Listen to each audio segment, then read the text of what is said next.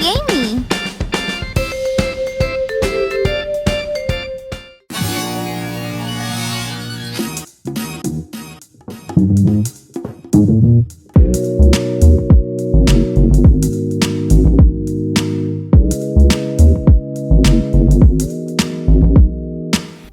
Hi everyone, welcome back to my channel. In this video, I'll be showing you how to make a StudioDIY clutch, and it's the famous Pop Tart clutch. So I got it started already, and I'll be showing you the materials you'll need. So you could print out the pattern that I made. It's linked in the description box, and then you'll need some vinyl, and then this is like a cream vinyl, and then the color vinyl of your choice. So this one that I already started is the light pink, and then for this tutorial I'll be showing you with the lavender colors, like the icing. And then you'll need lining, so like this is a cotton fabric, and then you'll need some interfacing for the lining so it makes it more sturdy. And then this other stuff, it kind of looks like chicken wire almost, but it's not wire. It's like, I'll put the name of the material in the description box because I don't remember right now. But this will support the vinyl and make it more sturdy, especially if you're doing a clutch. See how it's kind of floppy? This will support it and make it more firm. And this one already has it. So as you can see, it's like not moving anywhere. And then also I bought the Pop It Like It's Hot keychain, and I bought the toaster keychain, so then when you put it, it'll look like Studio DIYs. You'll also need some clips because you don't want to use pins since this is vinyl. And then you'll need some thread, some scissors. You'll also need a zipper. And then of course your sewing machine. So let's get started. Start by cutting out 2 pieces of the cream colored vinyl with the pattern. Then with the icing pattern, cut out 2 pieces of the icing with either lavender or light pink. Then to get the icing drizzle, try and copy the squiggly inside the icing to get an idea of the right shape. This is more of like a freehand type of squiggle, so you get a nice flow to it. Then after drawing the line, you want to add another line so it's more like a worm instead of just a line.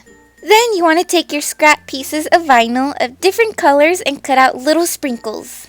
I have orange, yellow, blue, green, purple. Use all the colors. Lay out the drizzle, the sprinkles, so you can figure out how you want your layout to be. Then use E6000 glue to glue all the little vinyl pieces. Glue down the middle piece, but avoid the sewing line on the edges so you don't sew through dry glue.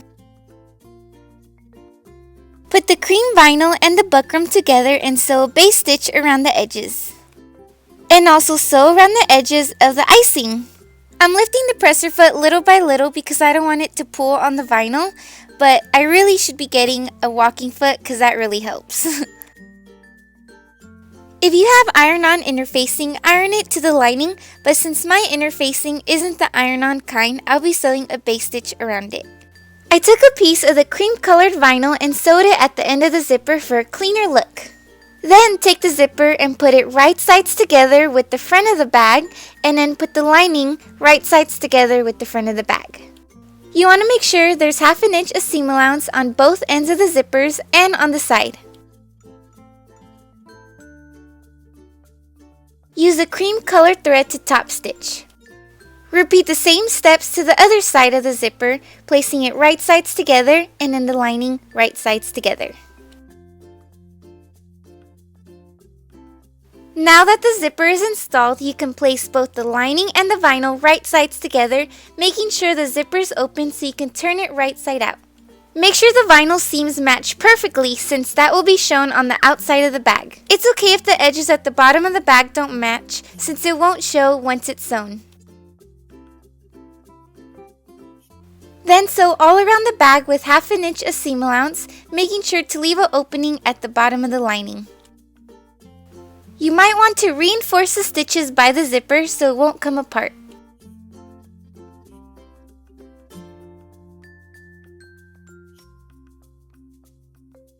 Then clip all 4 corners to create less bulk. Then the most challenging part is turning it right side out.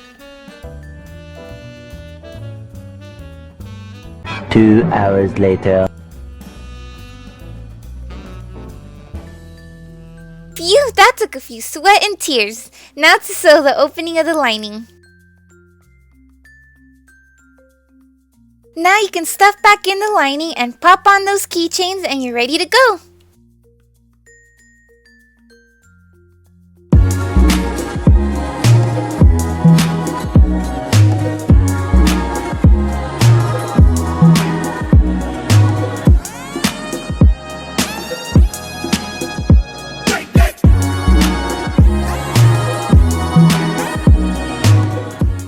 So this is the final product.